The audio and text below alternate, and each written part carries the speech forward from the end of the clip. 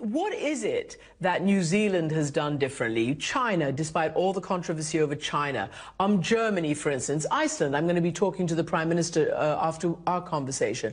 What have they done differently? Because let's face it, the United States spends the most of any country, something like 17% of its budget on health, and it goes into the trillions of dollars.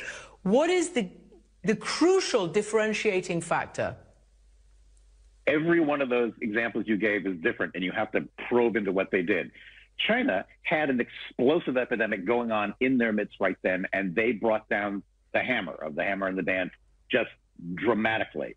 I mean, what we call a lockdown in this country to China is an absolute joke. I can, with the virus in me, I can drive to any city in this country I want. I can fly to any city in this country I want.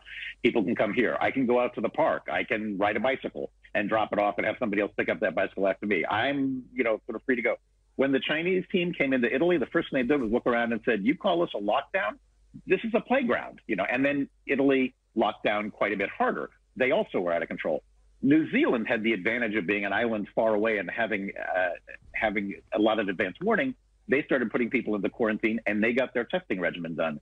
We completely blew it for the first 2 months of our response. We were in a headless chicken phase, and yes, it's the president's fault. It is not China's fault.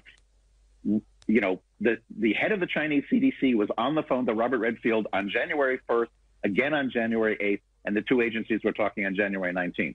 The Chinese had a test on January 13th. The Germans had a test on January 16th. We fiddled around for 2 months. We had a test on March 5th, and it didn't work. We didn't have 10,000 people tested until March 15th. So we'd lost 2 months there. And that was because of incompetent leadership at the CDC. I'm sorry to say it's a great agency, but it's incompetently led. And I think Dr. Redfield should resign.